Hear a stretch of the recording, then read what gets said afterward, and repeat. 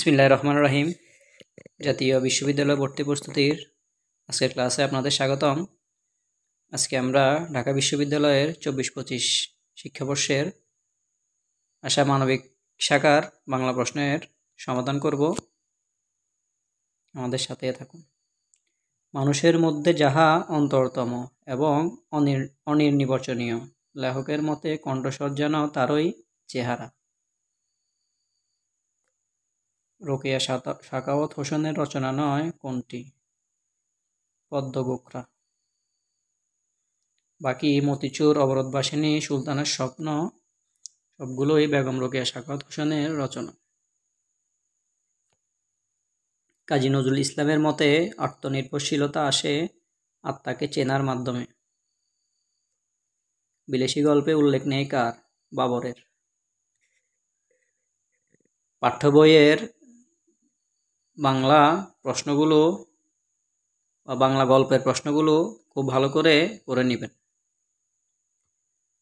Literal শব্দের পরিভাষা কি? আক্ষরিক।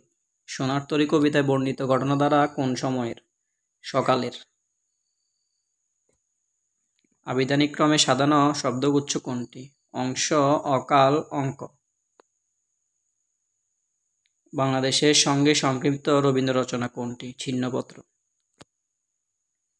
রবীন্দ্রনাথ ঠাকুর শিলাইদহ, শাহজাদপুর ও পতিশরে অবস্থানকালীন সময়ে ছিন্নপত্র রচনা করেন। ক্রমাগত ভুল করো না বাক্যটিতে ক্রমাগত শব্দটি কোন পদ? ক্রিয়া বিশেষণ। আমরা জানি ক্রিয়া বিশেষণ ক্রিয়ার অবস্থা বা গতি প্রকাশ করে। অধ্বনির বিবৃত উচ্চারণের উদাহরণ কোনটি? অনেক। অধ্বনির বিবৃত উচ্চারণ তখনই হয় যখন এটি স্বাভাবিকভাবে উচ্চারিত হয়। পোড় খাওয়া শব্দের বিশিষ্ট অর্থ কোনটি? প্রতিকূলতা পেরোনো। পোড় খাওয়া বলতে বোঝায় যিনি জীবন সংগ্রামে বহুল প্রতিকূলতা অতিক্রম করেছেন। বৈষম্য বিরোধী শব্দটি যে সমাসে নিষ্পন্ন? তৎপুরুষ সমাস। বৈষম্য বিরোধী এই প্রশ্নটি সাম্প্রতিক সময়ে বিভিন্ন চাকরির পরীক্ষা সহ অনেক পরীক্ষায় এসেছে। এটি তৎপুরুষ সমাস। বৈষম্যের বিরোধী বৈষম্য বিরোধী, যা ষষ্ঠী তৎপুরুষ সমাস। কোনটিতে ব ফলার উচ্চারণ বহাল রয়েছে? উদ্বেগ।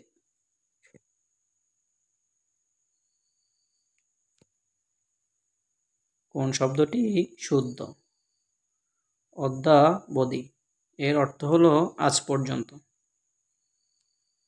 সম্মুখে অগ্রসর হয়ে অভ্যর্থনা, এটি হলো পদ্যুৎ গমন। পদ্যুৎ গমন বানানটি ভালো করে দেখে নেবেন।